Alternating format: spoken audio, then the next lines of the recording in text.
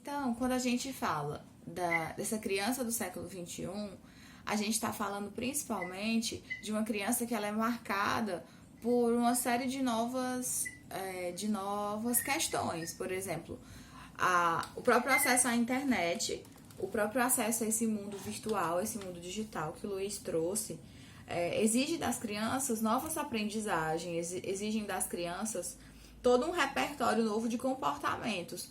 Um movimento muito comum entre as crianças do século XXI é o movimento do dedinho. Você vê as crianças aprendendo a manusear o dedinho no celular muito antes, por exemplo, de falar, muito antes, às vezes até de agarrar objetos. Eu não sei se vocês já viram hoje em dia, não sei se vocês têm aqueles bracinhos que seguram o celular, né? Eu já vi aqueles adaptadores de celular e de tablet para ficar na banheira, adaptadores de celular para ficar na privadinha da criança. Já vi adaptadores de celular para os carrinhos de bebê. Então, hoje, muito cedo e muito precocemente, as crianças já iniciam nesse novo mundo, nesse mundo digital, né? Nesse mundo marcado aí pela questão dos celulares e dos tablets. E isso vai modificar uma série de comportamentos e vai moldar, de certa forma, os tipos de relacionamentos, os comportamentos que essas crianças vão ter em relação à sua vida cotidiana. Então, a educação psicomotora, ela vai também trabalhar dentro dessa questão. Uma outra coisa que vocês trouxeram sobre as exigências das crianças do século XXI é essa questão do imediatismo, que é muito, a gente observa muito isso nas crianças. Porque essa geração, ela cresceu num mundo, gente, muito diferente, né? Eu sempre gosto de dar essa comparação. Vocês já viram coisa mais incrível do que uma Xerox? Né? Você pega um papel, você bota o mesmo papel num negocinho de vidro, aperta um botão e sai um outro negócio igualzinho.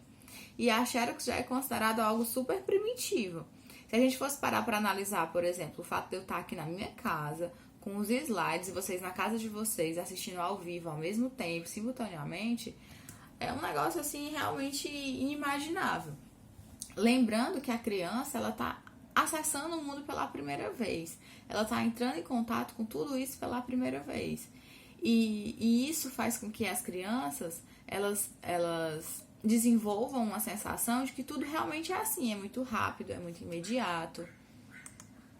Eu sempre gosto de dar esse exemplo de imediatismo em relação a... Eu sempre conto essa historinha. Quando eu era criança, eu estava viva, né, na época do 11 de setembro. Não sei se a maioria de vocês já era nascido. Mas eu era criança, eu era bem pequena, e eu assistia um seriado que passava na Globo, chamado Sakura, que é muito bom, inclusive, podem assistir. E todo dia, 11 horas da manhã, eu ligava a televisão para assistir a Sakura. Eu sabia que de segunda a sexta eu tinha o meu compromisso. Meu compromisso era ligar a TV e assistir o meu desenho animado. E um desses dias eu liguei, inclusive era 11 de setembro, e não estava passando a Sakura, e eu fiquei indignada, porque tinha um piloto burro que não viu um negócio daquele tamanho e tacou um avião numa torre. Esse dia foi muito marcante pra mim, até porque eu era muito pequena, mas na minha cabeça, né, o rapaz não tinha feito de propósito, como a gente sabe que aconteceu. 11 de setembro foi um ataque terrorista, e eu só fiquei indignada porque eu perdi meu desenho animado. Então, esse movimento, gente, de você ter um compromisso, de você esperar, isso é uma coisa que a TV tradicional, por exemplo, não fazia com a gente quando a gente era criança. A atenção, o foco e a concentração, elas não são pré-requisitos inatos. A gente não nasce com isso pronto. Existem uma série de fatores neurológicos e fisiológicos que vão contribuir para que você consiga manter esse nível de atenção, concentração, foco, até a memória, por exemplo. Mas, de fato, a gente não nasce com isso. Então, esse imediatismo que vocês trouxeram é algo que a sociedade atual não vem trabalhando, que é exatamente essas questões. Muitas vezes a gente insere as crianças muito precocemente nesse mundo mágico, nesse mundo incrivelmente rápido, incrivelmente conectado da internet, das redes sociais, e a gente acaba não ensinando para as crianças no movimento, no cotidiano, que esperar é uma coisa extremamente necessária. Um outro elemento que vocês trouxeram, quando eu perguntei quais são as exigências das crianças do século XXI, foi a questão do ser um mini adulto. eu me lembrei muito de uma modinha que a gente tá vivendo, que é a modinha da mãe igual a criança, ou do pai vestido igual o filho, não sei se vocês lembram. Qual é a opinião de vocês sobre isso?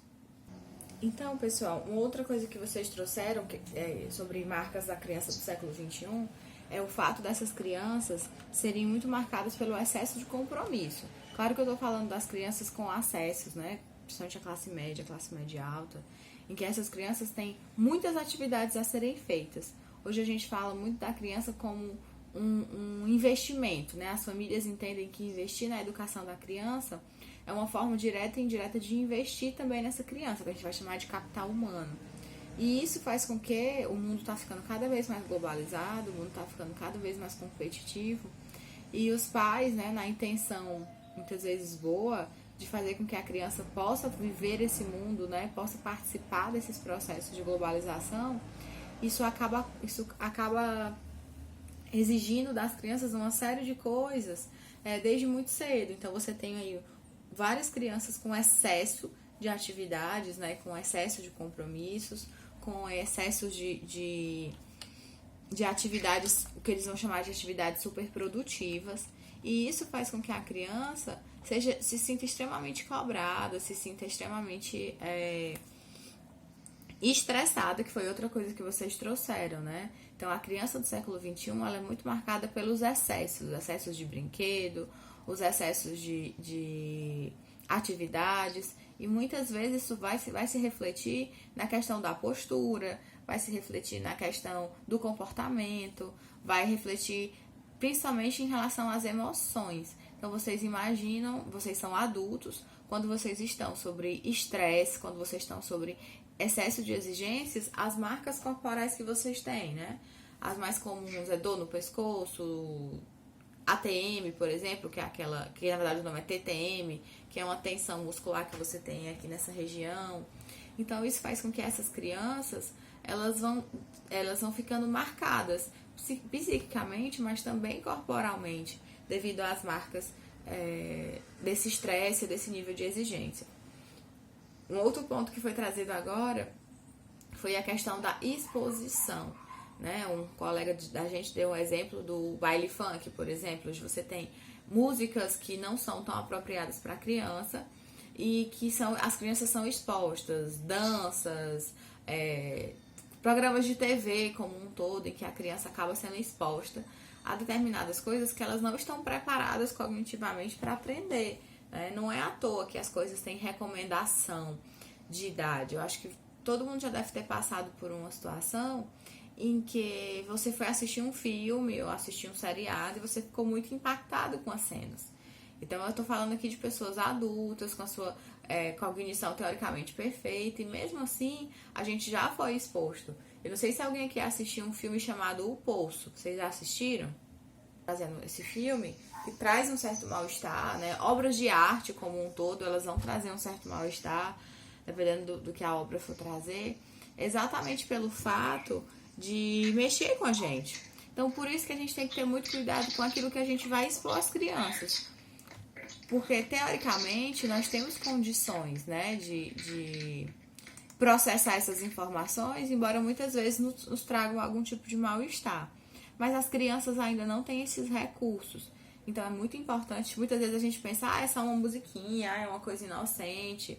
Mas muitas vezes não é. Porque a criança não está preparada. A criança ainda não está pronta para lidar com essas coisas. Então isso acaba impactando as crianças de uma forma muito mais intensa. Então tenha muito cuidado com o estilo de música que você coloca para os seus filhos. Tenha muito cuidado com os vídeos, com os filmes, as animações. E infelizmente a gente tem que ter cuidado até com os joguinhos de celular. A gente pensa, esse joguinho aqui é super inocente. Mas eu não sei o celular de vocês, mas o meu aparece muita propaganda quando a gente está jogando esses jogos. E muitas vezes as propagandas que aparecem para as crianças, elas têm um conteúdo mais pesado. Buscando chamar a atenção das pessoas, a gente observa que as propagandas estão ficando cada vez mais apelativas, que as propagandas estão ficando cada vez mais pesadas. E para as crianças, inclusive no Brasil, é proibido você ter propaganda voltada para o público infantil. Mercadorias que seriam voltadas para o público infantil não podem ter campanhas de televisão, exatamente porque a gente acredita que a criança ainda não está pronta. É até por isso que a gente quase não tem mais programa infantil, né? Você não tem mais aquelas estrelas do mundo infantil, porque como os veículos de comunicação não podem fazer propaganda para criança, não existe por que fazer um programa para atrair a criançada. Então as criançadas hoje estão tudo sem programa de TV, certo? Então, retornando à nossa educação psicomotora, a educação psicomotora, como o nome diz, ela pretende educar. E ela vai buscar preencher, em especial nos dias atuais, as consequências da falta de afeto nas relações, as cobranças que a gente falou um pouco, que hoje começam a ser exigidas. Aí eu vou fazer outra pergunta para vocês. Vocês acham hoje que as crianças sofrem de falta de afeto? Então, quando a gente está falando desse afeto, a gente percebe, como vocês trouxeram, que hoje, lembrando que afeto é aquilo que nos afeta, não necessariamente é um sentimento positivo. Então, o exemplo que trouxeram foi a questão do imediatismo, que primeiro também foi trazido para as crianças, mas que também faz parte do universo da família. Então, muitas vezes, as famílias transformam as crianças em imediatistas porque os pais também são imediatistas. Muitas vezes, é da natureza humana a gente não querer entrar em conflito, né? Existe uma coisa na natureza humana que quer que a gente economize energia. E educar uma criança é algo que requer muito esforço, que requer muito cuidado, requer um desgaste de energia muito grande. Então, muitas vezes, essa ausência dos pais, a gente fala muito do trabalho, né? A gente fala muito dos empregos, mas elas também estão relacionadas ao fato dessa natureza que não quer gastar energia. E isso faz com que, muitas vezes, os pais reproduzam esses movimentos imediatistas e não deem, né, as orientações, que não se esforcem. E uma coisa que ninguém trouxe, mas eu acho que é importante ressaltar, é uma temática muito atual, que é a questão da parentalidade negligente. Eu não sei se vocês já ouviram esse termo. Esse termo surgiu há alguns anos por conta de... Eu não sei se vocês sabem, mas aumentou muito os casos de crianças morrendo afogadas em clubes, em praias. E isso está relacionado com o fato dos pais estarem no celular enquanto as crianças estão brincando sozinhas. É uma máxima que crianças você não pode desligar, porque menino nunca sabe o que eles estão fazendo. E esse número de crianças morrendo afogadas aumentou muito. Claro que isso, gente, é um exemplo extremo, né? Um exemplo que, inclusive, a gente teve uma perda muito significativa. Mas uma coisa que é muito realidade é o fato de que os pais hoje passam muito tempo, não só no celular, como nas redes sociais. E isso faz com que os pais percam muito da qualidade de tempo com seus filhos.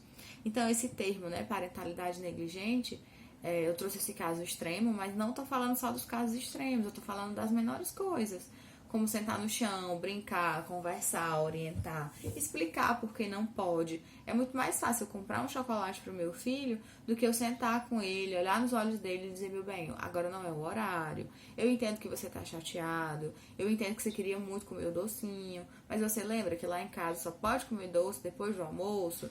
E a criança vai chorar, vai resmungar, você vai ter que falar de novo, de novo, de novo.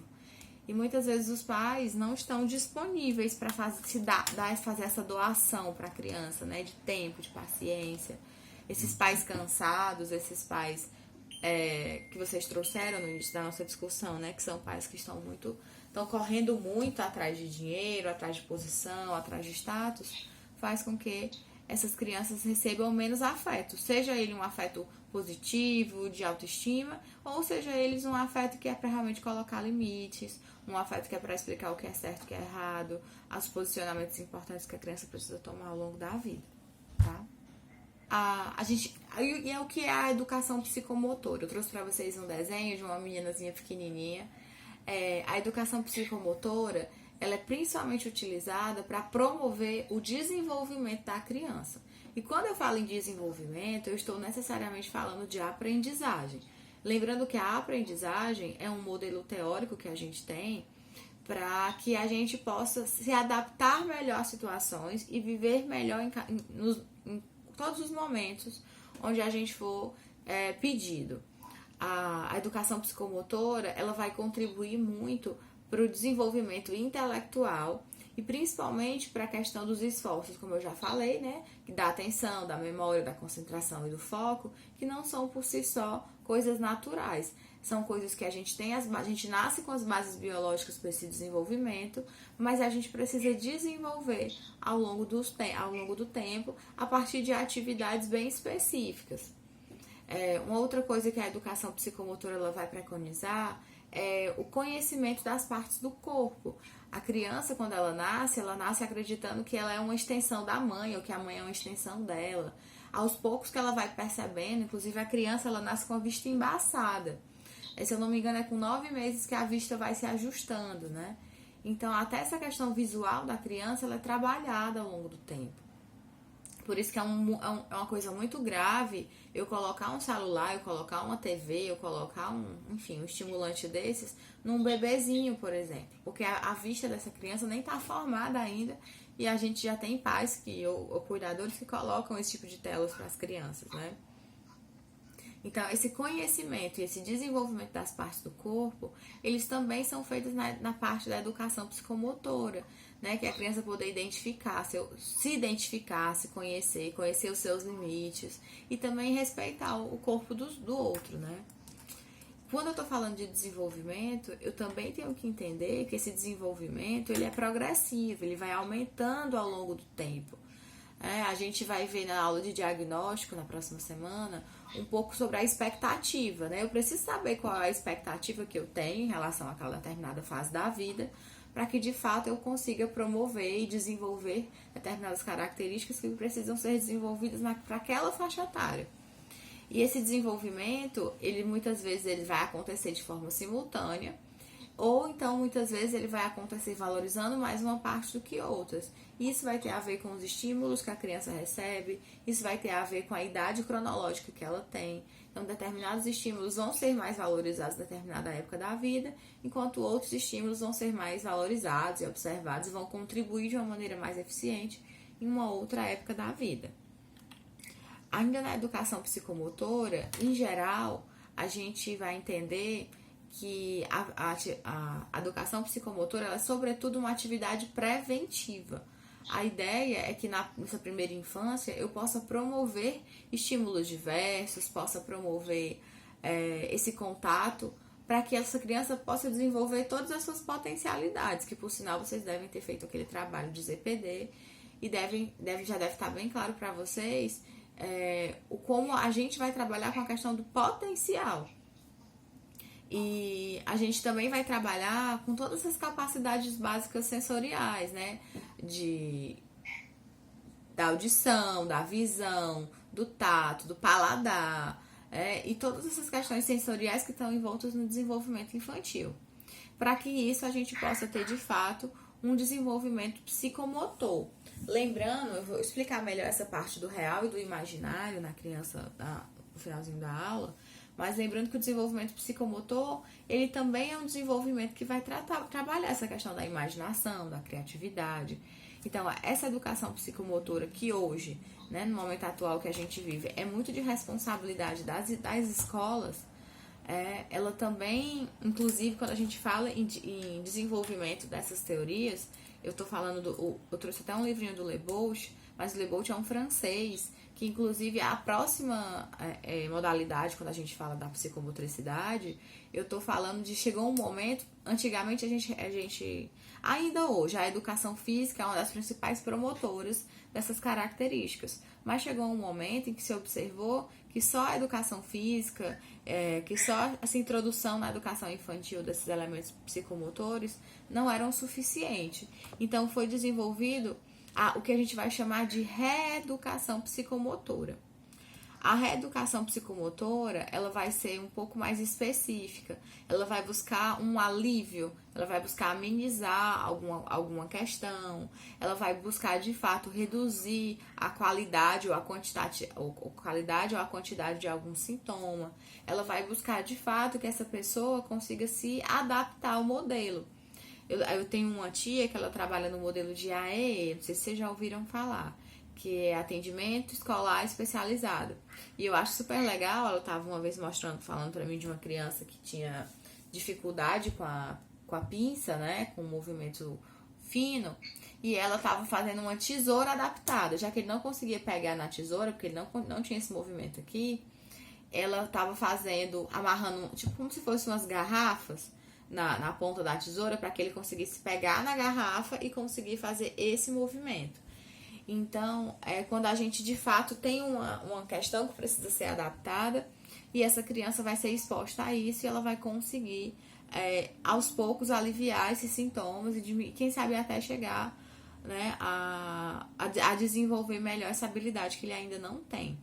Em geral, a reeducação psicomotora ela vai trabalhar uma expressão mais livre, uma expressão mais harmoniosa, né, desse corpo que vai funcionar de uma forma.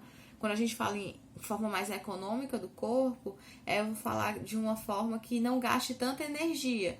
Então, é só vocês imaginarem, por exemplo, quando vocês vão fazer uma atividade que vocês já fizeram muitas vezes, né? Vocês devem ter visto no começo da unidade essa questão de quando... ele até fala do gráfico, né? De desempenho.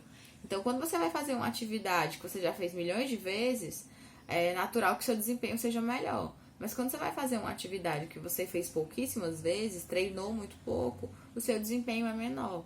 Então, quando a gente fala em forma econômica, é quando você consegue fazer aquilo sem gastar muita energia, né? Quando você consegue fazer aquilo sem se desgastar tanto fisicamente como também psiquicamente, tá? Quando eu tô falando de reeducação psicomotora, eu já tô falando mais de técnicas, eu tô falando mais de exercícios, de jogos. É um trabalho mais direto e preciso em relação ao sintoma, tá? Diferente da educação psicomotora, que é uma coisa mais livre. Existem atividades diretivas na psicomotricidade, na reeducação, e atividades não diretivas. Isso vai dizer muito em relação ao profissional, a linha que ele segue, né? Então, tem profissionais que vão trabalhar com uma coisa mais estruturada e outros com uma coisa menos estruturada, alguns com atividades semi-estruturadas. Isso aí vai depender muito da forma como o profissional trabalha e das necessidades e demandas da criança. E por fim, e não menos importante, eu vou trazer para vocês um outro movimento, esse já é um pouco mais recente.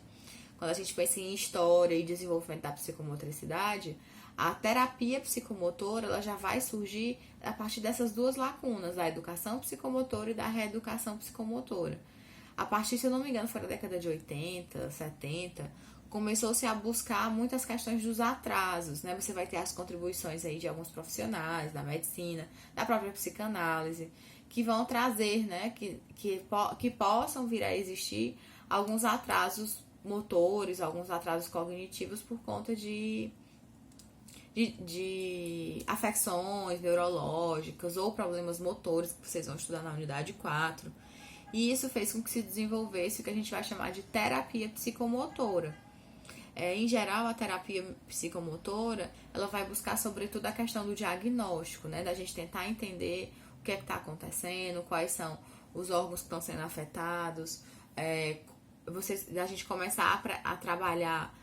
Eu trouxe até, por exemplo, o exemplo da questão da linguagem, inclusive a psicomotricidade, ela vai se desenvolver muito, a neurociência vai se desenvolver muito como um todo, quando a gente começar a estudar essa relação da linguagem com o cérebro, né? Foi um dos precursores aí desse desenvolvimento do que hoje a gente tem como neurociência, da neuropsicologia, e também fez uma contribuição muito grande quando a gente está falando de terapia psicomotora.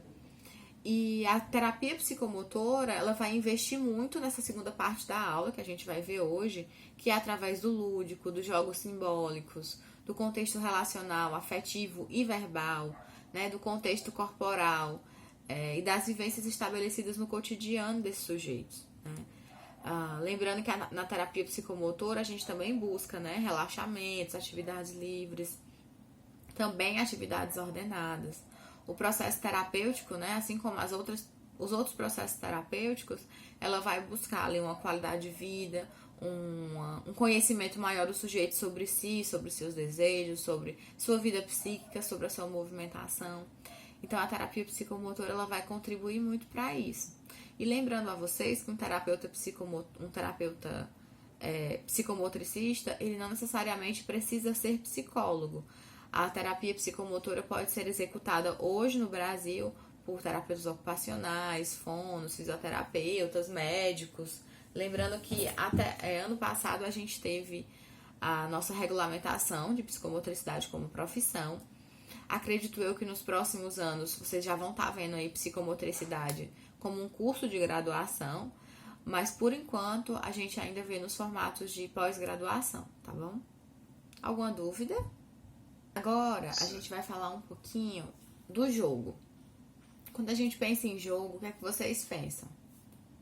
Então, como vocês trouxeram, quando a gente pensa em jogo, a gente está pensando em diversão. E por que a gente se diverte, né? Porque, em geral, as brincadeiras, elas estão relacionadas ali a um convívio social, né? As brincadeiras, os jogos, elas estão relacionadas a desafios, né? A gente não consegue fazer alguma coisa e vai trabalhar, vai se esforçar para conseguir. Então, esses desafios, essa interação social, ela vai permitir que a brincadeira seja um espaço comunitário, né? De convívio, de aprendizagem.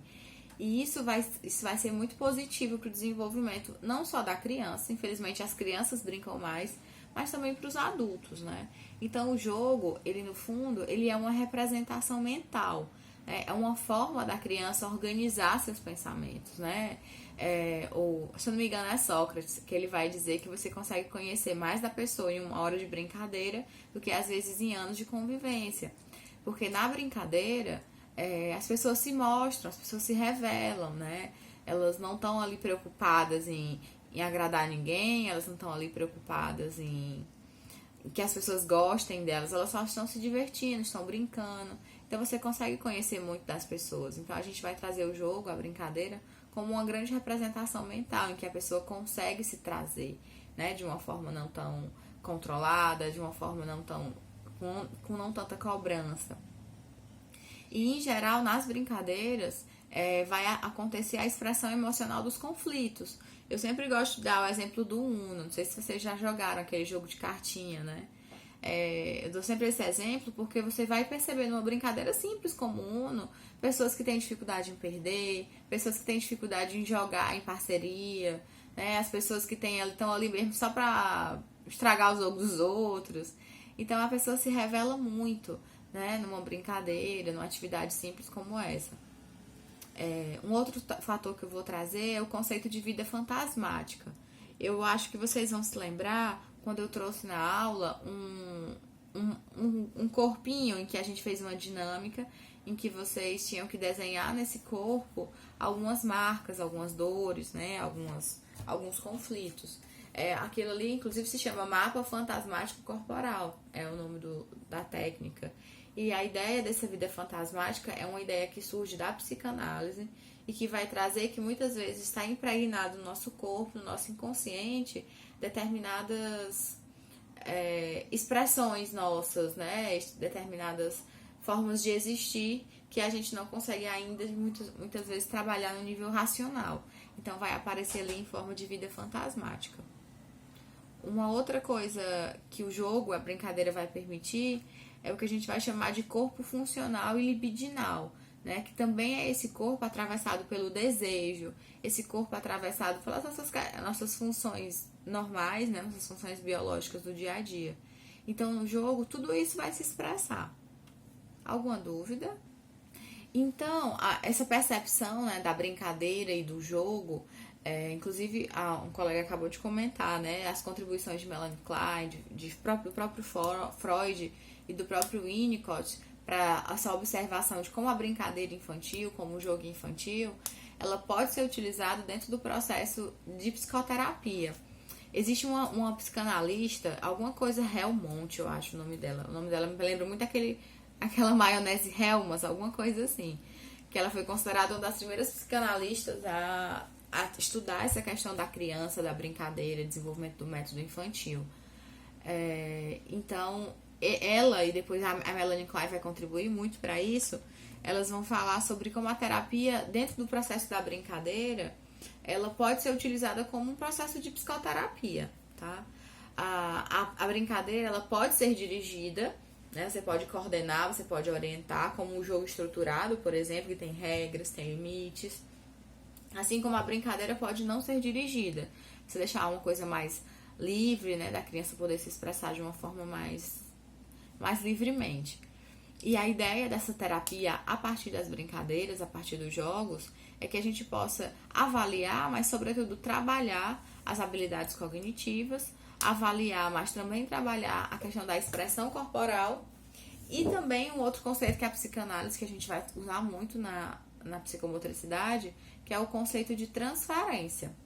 Transferência é bem isso que o Luiz falou, né? É esse processo que vai ocorrer entre o terapeuta e entre a criança, e isso vai permitir com que a criança se revele nas suas necessidades, né? Se revele nas suas formações do dia a dia. E isso vai ser importante para a criança e para o terapeuta conseguirem trabalhar juntos o que a criança tem de necessidade.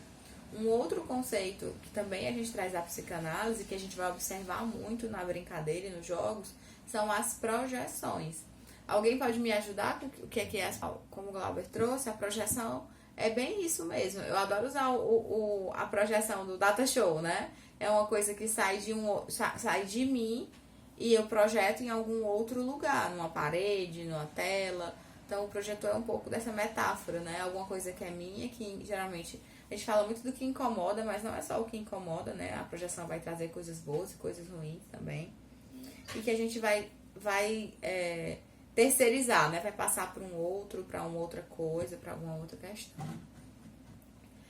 Então essa questão da projeção vai aparecer muito na brincadeira, vai aparecer muito na questão do jogo infantil. E também atividades psicomotoras, né? A gente vai poder perceber, né, essas escolhas, por que esses brinquedos, por que esse universo. Teve uma aluna minha que trouxe em sala de aula o caso de uma criança que ela só queria brincar com faca. Só que ela não tem, ninguém, acho que nenhum consultório infantil vai ter faca. Mas ela disse que no início ele trazia muito essa questão de armas, né, de coisas violentas, de coisas pontudas, de coisas que podiam machucar. E todos os brinquedos que ele escolhia no consultório eram brinquedos que poderiam vir a ser uma arminha. Ou então, quando ele escolhia o brinquedo, ele dizia, isso aqui é uma espada. Só que era tipo um rolinho de amassar pizza. Então ele sempre pegava um brinquedo e imaginava como se fosse alguma coisa mais violenta. E isso é um exemplo para mostrar para vocês como essa vida psíquica vai aparecer na brincadeira, né? Então essa obsessão dele por coisas violentas, por coisas que machucavam, estava relacionado muito às experiências do dia a dia dele. Ele vivia num lar violento, né? Ele vivia em meio cercado pela violência. E essas características, elas mexiam com a psique, com a estruturação dele, né? Uma outra questão que vai aparecer também na brincadeira é a questão da atividade tônico-motora, né? Esse corpo que se expressa. Então, essa criança, que ela era muito marcada pela violência, por um lar violento, ela ia trazer, né, uma expressão embotada, aquela pessoa que já faz assim, né, que já se fecha, que se prende desses processos. Então, essa experiência, essa vivência corporal, ela vai surgir nas brincadeiras, né? Ela vai surgir na forma como essa pessoa se coloca. E por fim, eu vou trazer para vocês um pouquinho do André Lapierre. O André Lapierre, ele é considerado um dos fundadores da